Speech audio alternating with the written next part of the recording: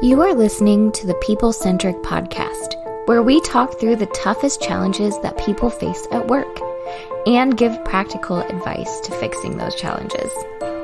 Thanks for joining our movement to create workplaces that are happier, healthier, aligned, and empowered by putting people at the center of all that we do.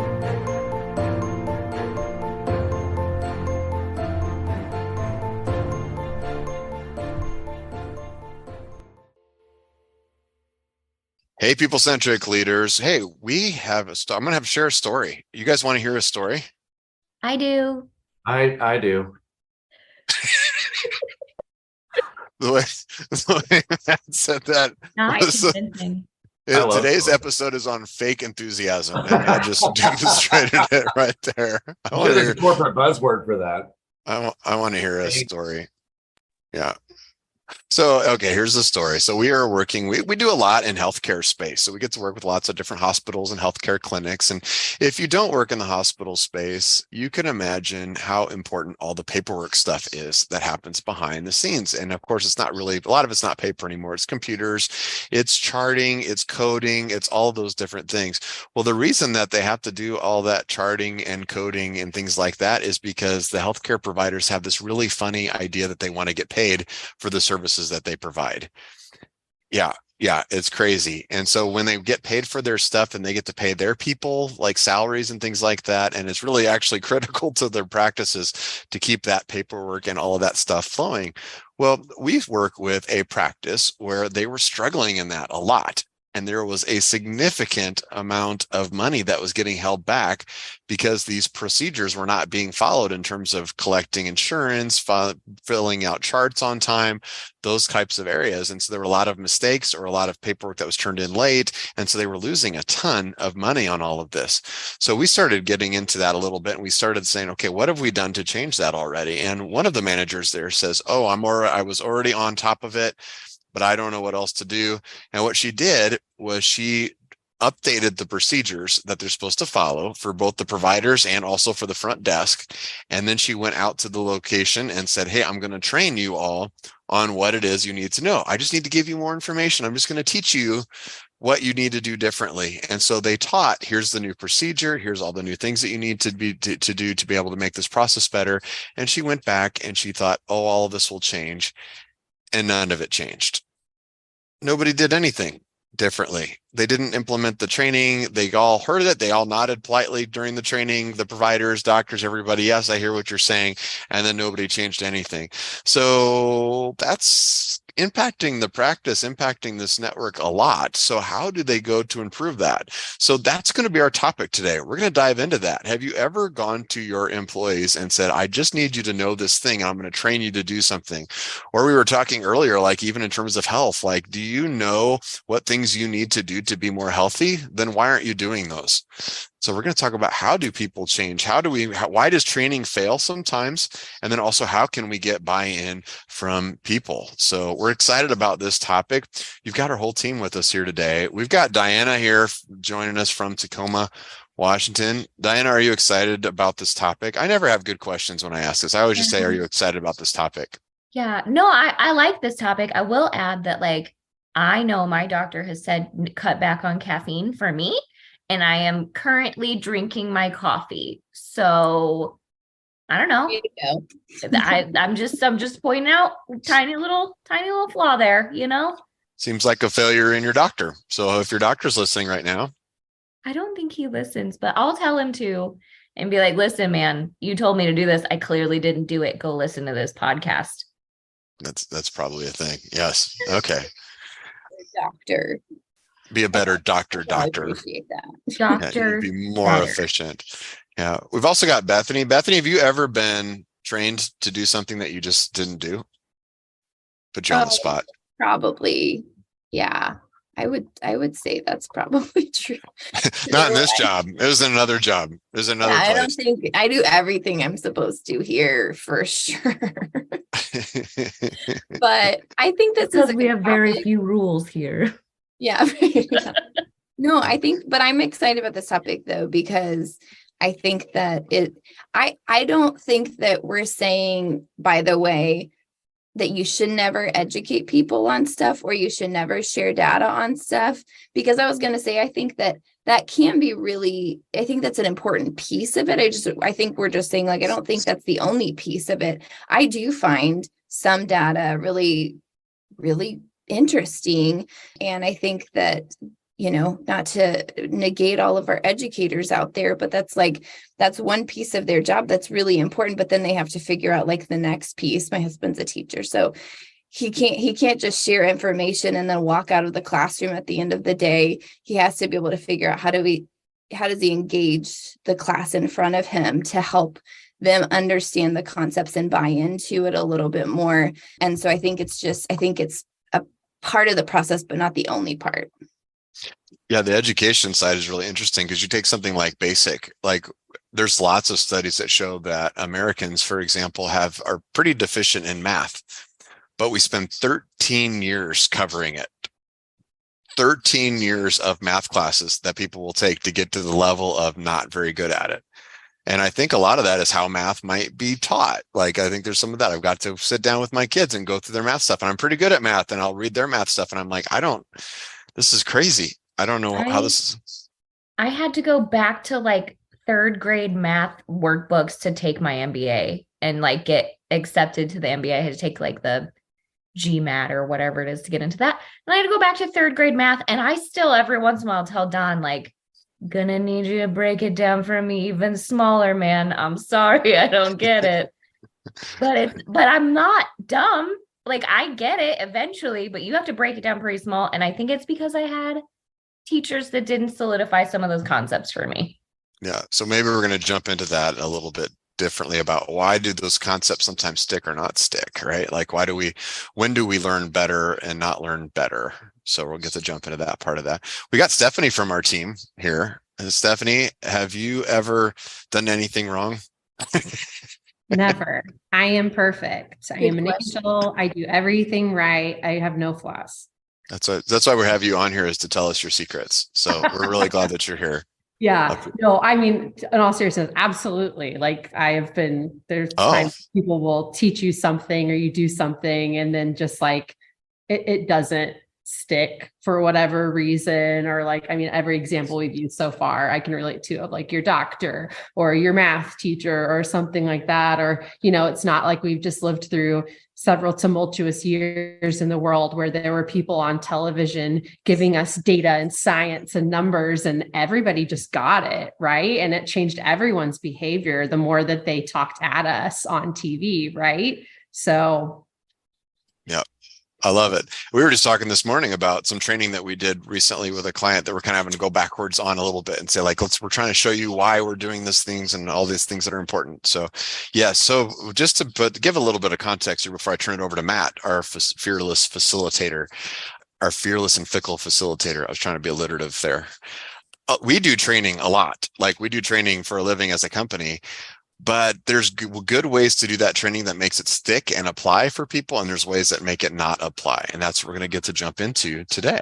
So Matt Griswold, ladies and gentlemen, let's give him a big round of applause. Matt, you want to take us into this topic? Are you excited about this one? You ready to lead us? Have we worked on the sound effects yet? Diana, where are we on that?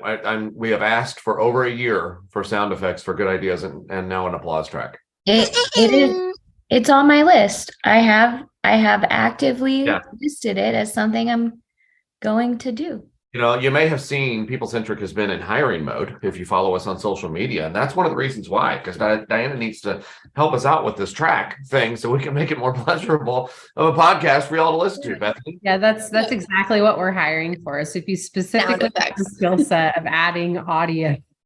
Yeah, I was going to say, if you're a sound effects person, that's it. I'm going to take things off. You're really going to love working here if you're a sound effects person. Yeah.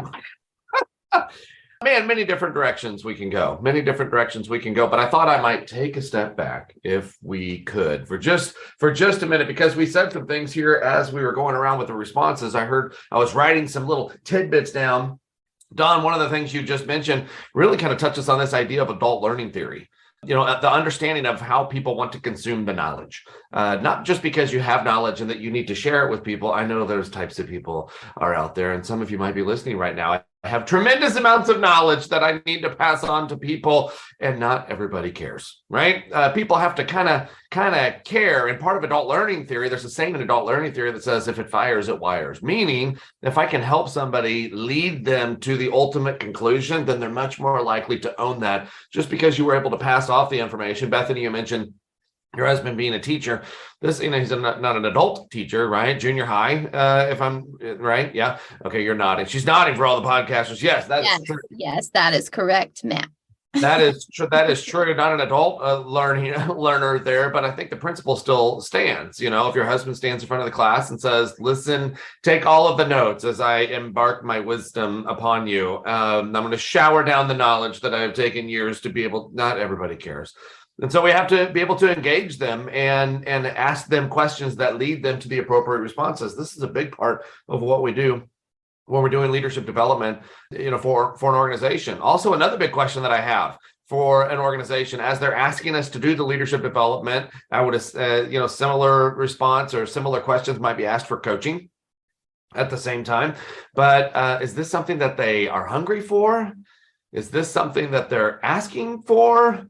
Is this something that they also want to do? Because you can trot me out there in front of people and I'm pretty engaging, but if they do not care to be there, it might just fall on deaf ears. And then you're going, I don't understand what happened. We provided them with all of the knowledge, all of the content. We hired these people to come train them and nothing happened. This similar to the story, Don, that you started with, gosh, it felt like we checked all the boxes. I did all the things. I did nothing but set them up for success and it still failed. How come?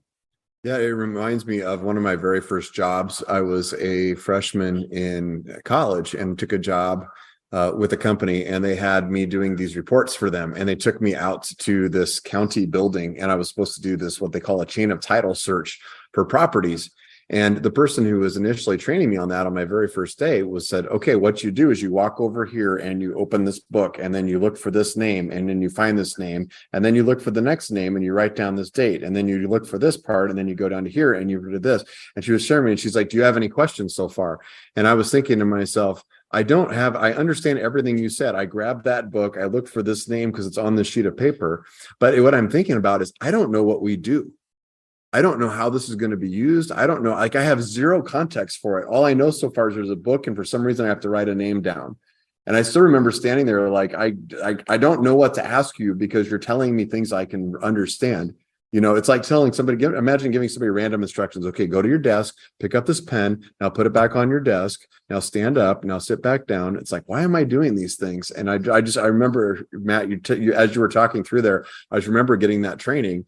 And I remember initially struggling with that process and then having to ask a bunch of questions. And then I remember the person even training me kind of saying, like, I showed you all of this. I showed you where to get the book. I showed you where to write the name down. I showed you all of this stuff. And I'm like, yeah, but I don't even understand what we're doing. Why are we picking up the book? I think culturally, organizationally, we've kind of turned a corner in that thinking, right? Because used to it have been like, well, didn't you go through the training?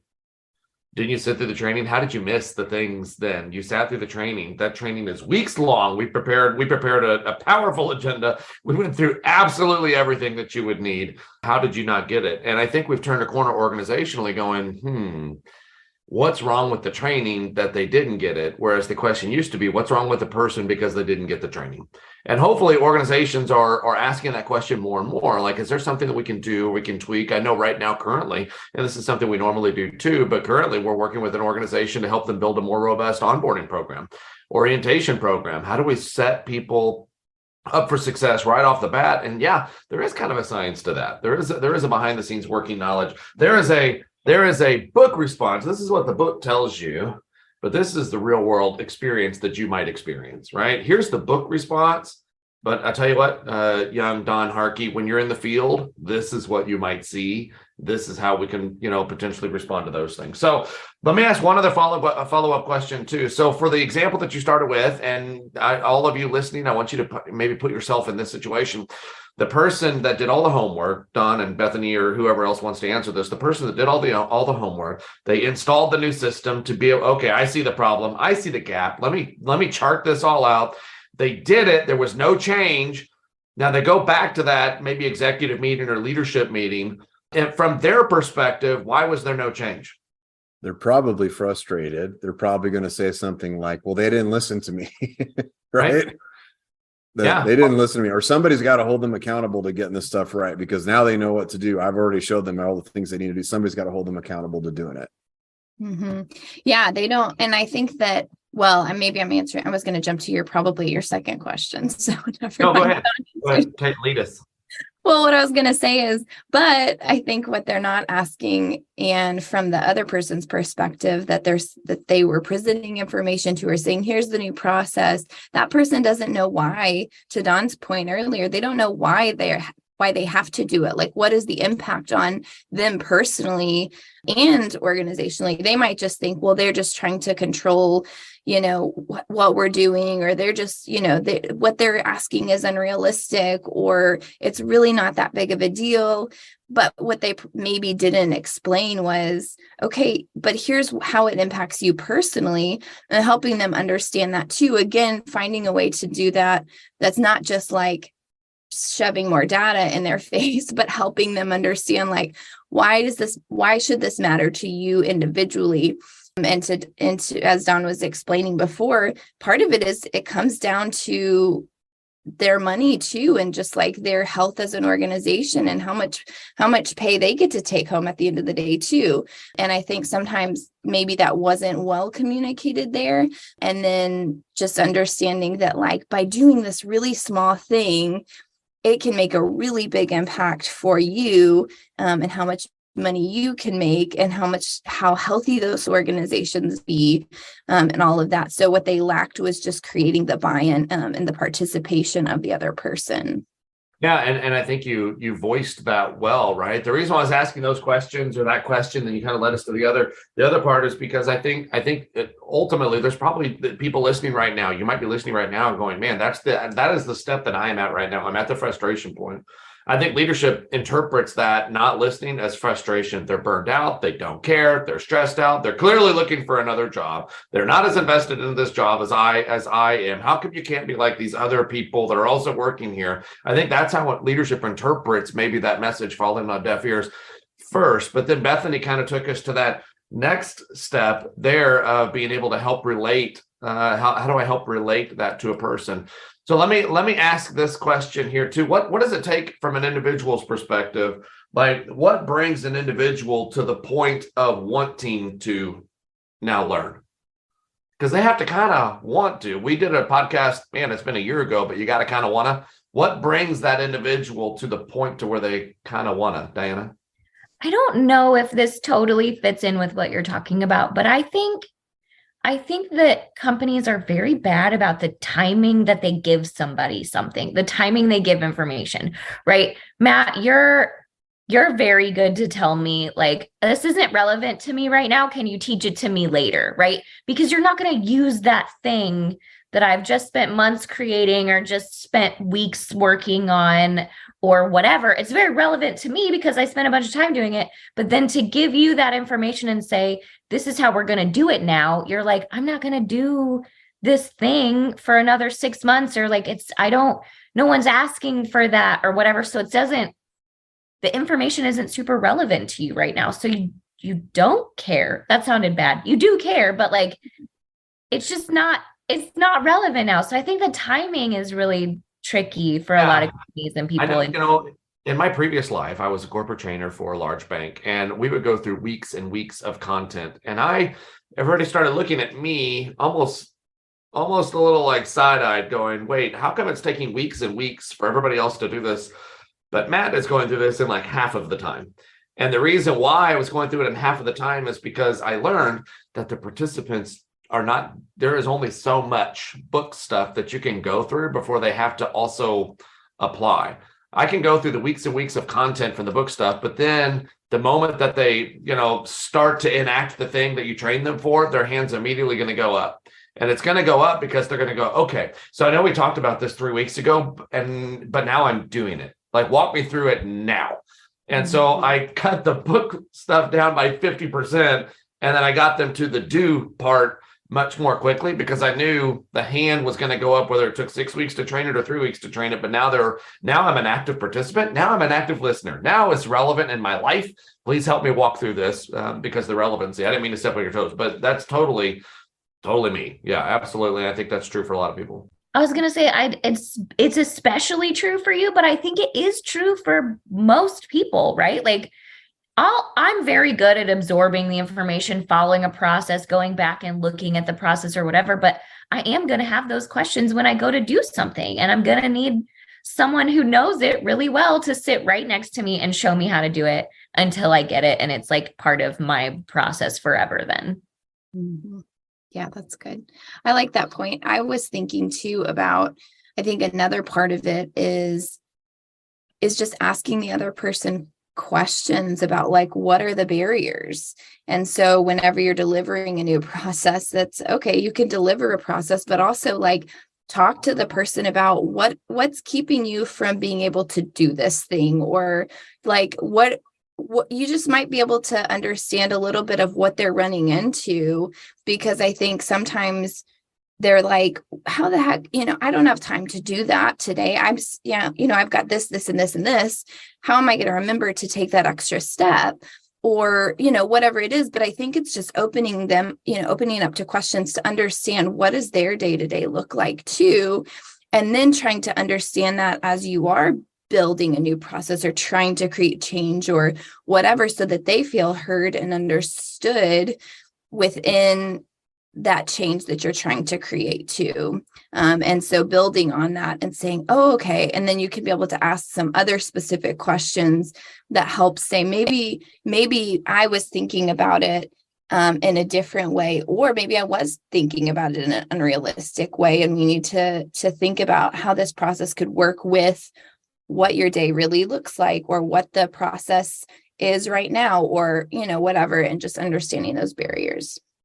Yeah, I like that a lot of like, Bethany, what you and Diana both shared, made me think of the term like open-minded moment, that marketers will use a lot of like, when's the right moment to pitch? Or, I did nonprofit fundraising for a long time of like, when's the right moment to like present, what we're doing. And the ideal moment is like, if there is this open-minded moment where people are actually open to hearing what you're talking about, because we've all had that happen too, of like, you're walking down the street and all of a sudden somebody's trying to hand you a pamphlet or there's something, and you're like, that is not an open-minded moment for me. Like, I am walking somewhere, I'm trying to get this done. I don't want this interruption. And I think, Bethany, you just put it in such a good context of like, sometimes we don't really maybe even take into consideration what's happening around this process or around the thing I'm trying to teach. And maybe I just do need to take a minute. And before I launch into what I want to say and what I want to teach you, of like, what's going on in your work life right now? Like, what's on your plate today? And understanding, like, is this even an open-minded moment to be bringing some of this up? Or are there other things that we need to think about or focus on or talk about with this person on my team before I just launch into my spiel? Because if their minds are closed, essentially in that moment, to kind of use the other end of that, because they're so focused on other stuff, then they're just not going to really retain what you're telling them, or you're just meeting them at absolutely the wrong time to have that conversation.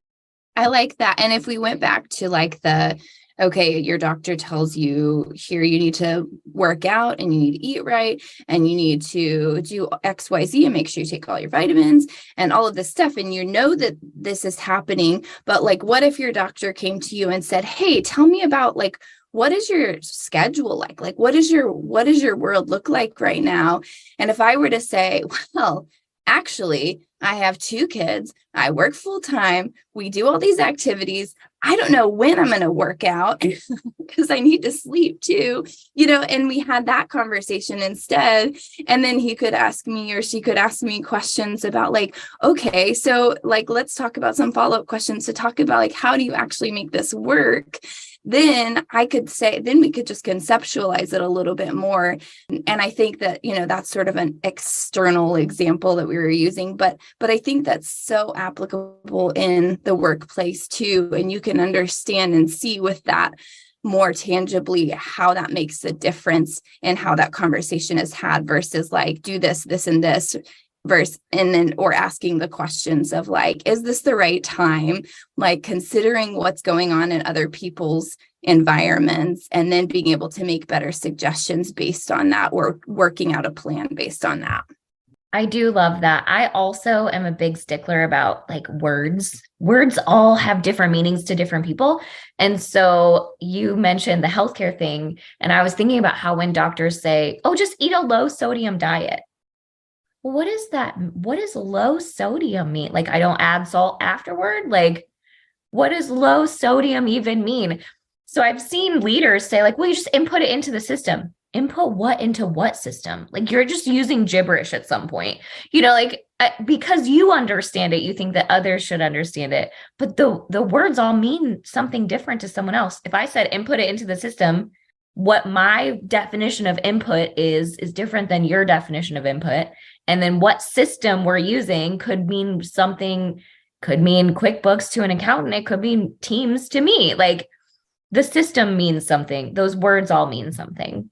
Yeah. And I think what's funny of what we see happen sometimes in those moments, and the person who's trying to share the information, they say input it into the system, and then everybody gives them like kind of blank stares, and they just kind of keep just repeating that same language. Well, just input it into the system, or like fold in the cheese. Fold in the cheese. I knew. Has anybody seen Schitt's Creek? Yes. Yeah. Like there's this scene where they're teaching people how to cook, and the instructions say fold in the cheese. And she's like, fold in the cheese. And he's like, I don't know what that means. And she's like, it means fold it in. You just fold it in. David, I can't do everything. Fold in the cheese, Fold David. in the cheese. Yeah, but I think like, and that's such a hilarious moment in the show, but like that happens in the workplace too, where someone's like, just do it. Just file the file, do the thing, write the whatever, input it into the system, and realizing like just telling people the same thing over and over again doesn't always help them, And so sometimes we need to think about like, again, the language that we're using in the moment that we're sharing it, of like, okay, am I actually meeting anyone where they are, or am I just kind of living in my own space of like, well, this makes sense to me and I don't get why it doesn't make sense to you. Yeah, quit fighting me on this and just fold in the cheese, for crying out loud. Yeah, there's lots of real life application that we can take from that. Maybe even if you were looking for a better tip, or maybe a more applicable tip, it seems like we want to involve them in the learning. No, I don't want to just impart my knowledge on them. Maybe you have a great idea, but if you're trying to create buy-in or hopefully help connect the dots for them themselves, maybe even take a step back, and the new process that needs to be developed. This is something that we're big proponents of. The new process that needs to be developed, involve them in helping create the process. Because if they start on that step with you before you just, hey, I figured it out, I have all the knowledge, let me just give it to you. Yes, we need to involve them in the learning at that point. But what if I was able to say, hey, we have a situation we need to fix. What are some ideas that you have? Like, I think you would be a valuable voice to come around the table to help us figure out a better process for what we're currently doing now. This is one of those truth bombs that a lot of managers or upper level managers don't like to hear, but chances are those frontline workers have a better idea of how to do the job that you are asking them to do on a daily basis than you do. You're so far removed from it, and you should probably just get out of the way and let them do it, or ask them for input on how to make their jobs a little bit more efficient or better by having them help create a process that works better for them in that role. We talk about that quite a bit. Yeah, I think a funny example of this happening recently is, I was sitting in a meeting and people were talking about reaching a really specific demographic group. And they're like, oh, well, we're going to do this and we're going to have all these ideas and how we're going to reach this group. And they started thinking about, well, what does this group want? They're piling all through it. And without even realizing it, they had someone sitting at the table on their team who represented that exact group that they were wanting to reach with this marketing. And nobody took a minute. We're like, well, why don't we just ask her?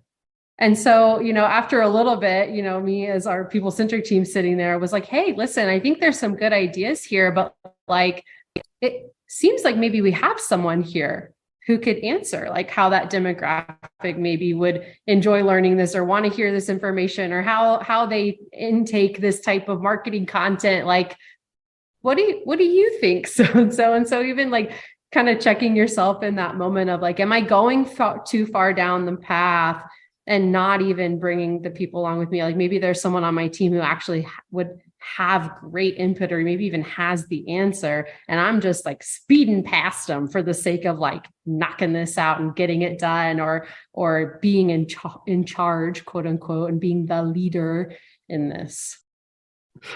Your voice tone when you said that. Wow. The leader. The leader. Yeah. Are you though? Are you really leading? I don't know. You know, which way are you leading? That's maybe a better question. All right, let's do this. Is there another angle that you want to tackle this from before I say, let's just help people kind of get started with this?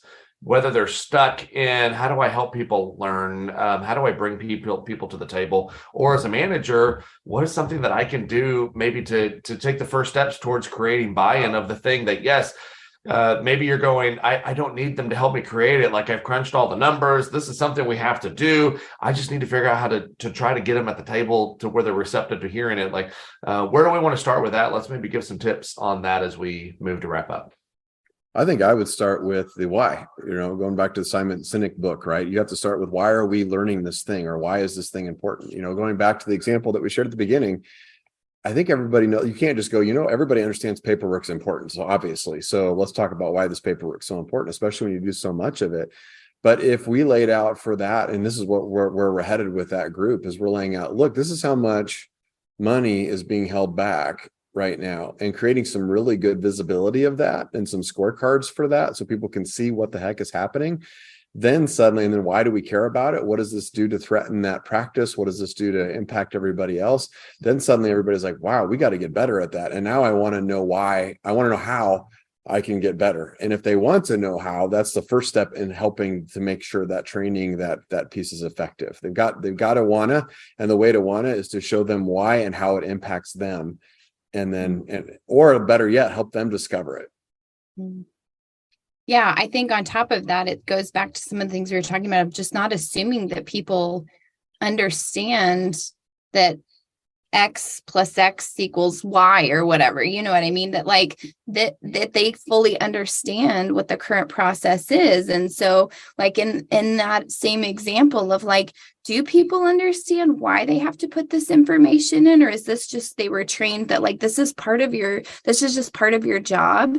And we're just collecting this information just to collect it. So we have record of it. That it's like, no, it actually means like, we have to collect this information and put it in this way and make sure we have all of these details, because it affects our, this kind of outcome. Here's what actually happens with that information. And I think that you can't assume that everybody knows the full picture whenever you go into these conversations. So be willing to, like we were talking about, change your language a little bit, use different words, like explain it different, or ask questions to help see like where they're at. Don't necessarily go in and start talking down to people and saying like, well, like you're talking to a kindergartner to explain, how, I don't have a good example, but it's just like talking to a child, but just going in with an open mind to say, let's ask some questions to see, like, what do you actually understand about this process? How were you trained on it?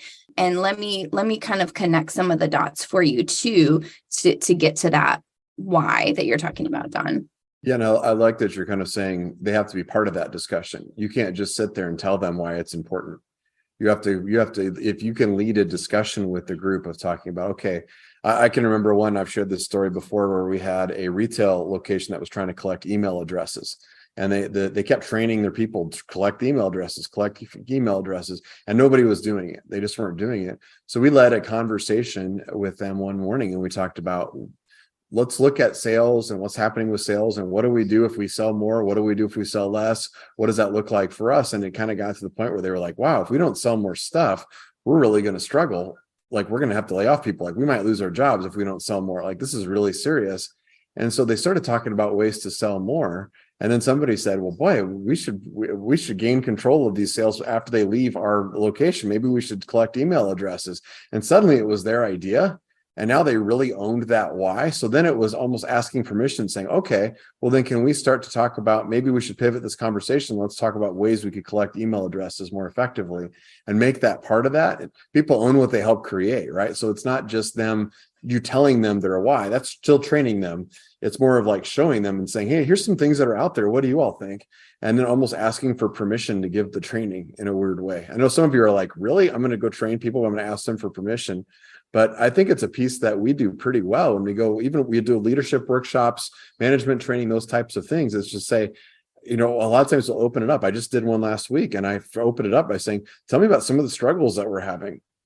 What are some of the things that you see on a day-to-day basis? I'll bet somebody one day you were just doing your regular job and somebody came and banged you on the head and said, now you're a manager. And then, but you never got any training or support on that. Would that be beneficial to you? Would you like that right now? Let's do that. Is there a risk that they could all say, no, thanks, Don, we're good. We're all fine. Yeah, there's a risk of that, but at least they tell you that, not just feel that through the training. Good. Diana, Stephanie, any tidbits here or tips that you would give to be able to bring somebody to the table? While you're thinking about that, let me jump in and let me share one here too. Don't be afraid of wrong answers. If I'm a manager or leader, don't be afraid of wrong answers. Don't go into it. And I know we're saying go in with an open mind. What I mean by that is one of my favorite things to be able to say, especially when I'm doing that leadership development, or we're helping to install some sort of a process improvement and we're building that process, and somebody might raise their hand and go, well, what if we did this? How about we do it this way? How about we do this? Instead of using your vast years of knowledge, you go, no, that's who else has an idea? Maybe something a little more smart, right? A little smarter. No, don't do that. One of my favorite things to be able to say is, well, let's follow that. Hang on a second. Let's follow that. Like, what if we did that? What do you think that might look like? Being a trainer is really being more of a facilitator. I shouldn't have all the answers. I should go into it kind of with a blank slate, so to speak. If I could, the power of being able to say, well, let's follow that path for just a second. And what, you might be sitting there going, well, that's kind of a waste of time. But we just spent 5 minutes following that path where we know it's going to be a dead end. Yeah, but everybody in the room is smarter now because we did it. They love something even though it's a dead end. I love that, Matt. I think it goes back to kind of what Bethany said earlier, that the idea, like let's take it back to like the front desk idea, right? They're super busy. They're running through. If you have the conversation with them, you're acknowledging the barriers that they're stressing. In fact, they're acknowledging those and saying like, okay, well, we can't keep up. Maybe the question might come up, well, we can't keep up with all the people at the front desk and asking questions and the phone's ringing. Like, how do we keep that up? As the trainer, it's tempting to say, especially if you've done it before, you're like, well, here's what you're going to do. And then lay all these different things out. It's tempting to do that. But now you're taking the ownership away. Sometimes you just have to go to the group and say, that does sound challenging. How could we start to manage that? There is a professor, and I was going to share this. Some of you have maybe seen her videos. If you haven't, I would encourage you to go watch her. She's a professor of physics and astronomy at Texas A&M University. You might not even know the title, but you might be familiar with the videos. Her name is Tatiana Irukimova. I'm probably butchering that, but she is. I don't care about physics or science. I know I'm speaking Don's language right now, but she is fantastic in these videos. And the way she relates it, she is not reading a textbook. She is doing these experiments live, and she goes and does it with elementary kids. She'll do it with her college classes. And she'll show, one of the examples, she had a tire, like a 10-speed tire, and she spun it, or I'm sorry, she just dropped it on the rope and it just dropped. Oh, well, then she spun it and created motion, and then she let go of it, but it didn't drop. It stayed spinning. And the class is like, whoa. And she's going, why do you think that happened? What do you think is going to happen next? And she's relating it, all of these different experiments. She's not reading the textbook. And I think sometimes organizationally, we're reading the textbook. We are checking the checklist. We are passing off a to-do list or a check mark box instead of going, man, if we did this, how do you think we would be better? Or if we did this, do you think we'd be better at all? Maybe we won't be. Maybe ask a question of, guys, I'm tinkering around with doing this. Do you all think it's smart? I want your feedback before we get into that too. So anyway, that Texas A&M physics and astronomy, I love teaching people that way. I think that's real practical. And used to, maybe I'll give you. I'll give it to you, 15, 20 years ago, maybe you didn't have to do that to keep people's attention. But more and more, it seems like we're in a video age right now. Be creative with how you are also trying to train your people might be another piece of advice that I have.